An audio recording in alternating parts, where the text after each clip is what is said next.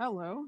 While I will be responding to these two presentations, I did want to do a little bit of a positionality sort of situation here.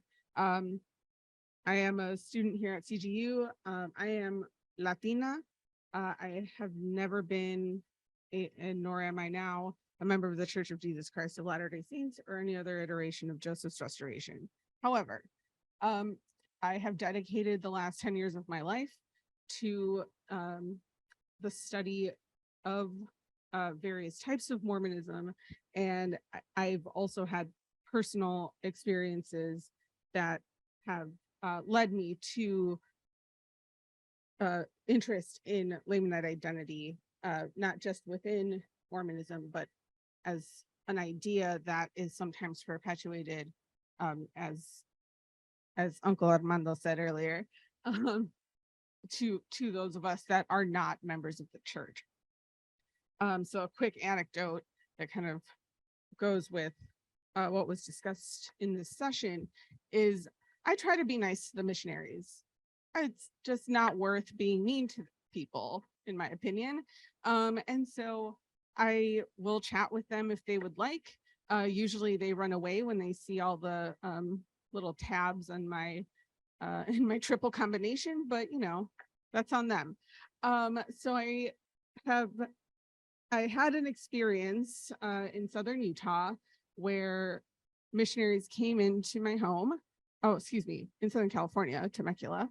They came into my home, chatted with them. They noticed my bookshelves that had a lot of texts about Mormon history and other parts of the church's history.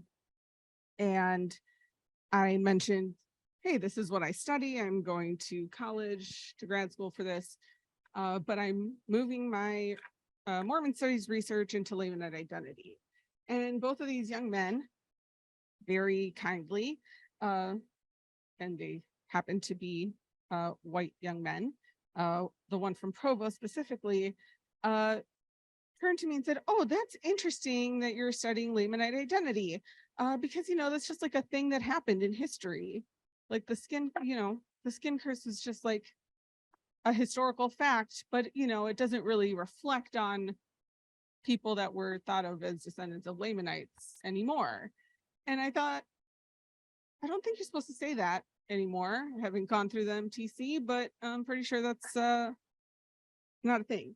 All that to say that a lot of the things that the participants of this workshop have shared and will share from their lived experiences is not just necessarily part of the institutional church as it exists today. It's transgenerational teachings done at home, and that are not just thrust upon members of the church, but anybody that is willing to interact with members of the church that still have these ideologies, whether they're intentionally being rude or not, right? So I wanted to share that because I think that there's something really important in what Atta was talking about, of the withering of indigenous and native cultures that have and people within those cultures that have converted to the church, right? There is maybe not even a force of removal. Obviously there are examples, as we've talked about today, of removal of native and indigenous cultural practices by the church, but there's also a social component to all this, right? Not only imposed by non-native and non-indigenous peers in a ward or a branch or a stake or in whatever grouping you find yourself, but even from within our own communities. We see that in Latino communities, indigenous communities, Pacific Island communities, that there's an expectation of, as the withering, as Atta called it, occurs, there's all these other external pressures that are often internalized. So I think that that's something to consider when we're talking about the use and the meanings of the term Lamanite.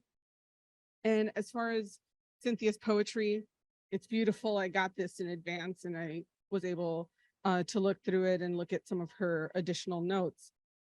But I wanted to talk about the rose as a metaphor for those deemed Lamanite historically in the church, and to think about like a literal rose, right? A literal rose starts as a bush. It has thorns, can cut you up if you're not being careful when you are tending it, right? But people go through that because they want the beauty that comes with the blooming. Now, if you use that as a metaphor for the cosmic trajectory of an entire people, or in this case, many peoples lumped into one category, you can think of this metaphor as only wanting it for the, let's say, exotic appeal of having this group brought in through theological promises found in the Book of Mormon of the redemption of the descendants of Laman. But also the fact that there is an element of danger in a rose bush if you are not careful with it.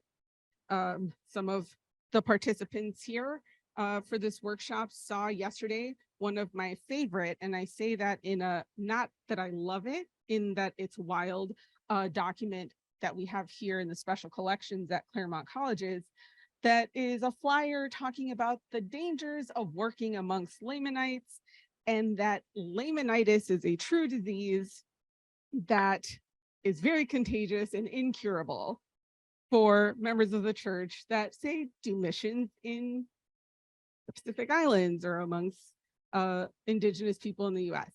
So all of that, going back to this metaphor of blooming as a rose or withering as a rose, is still villainizing these groups of people that have been thrust into a single category through scriptural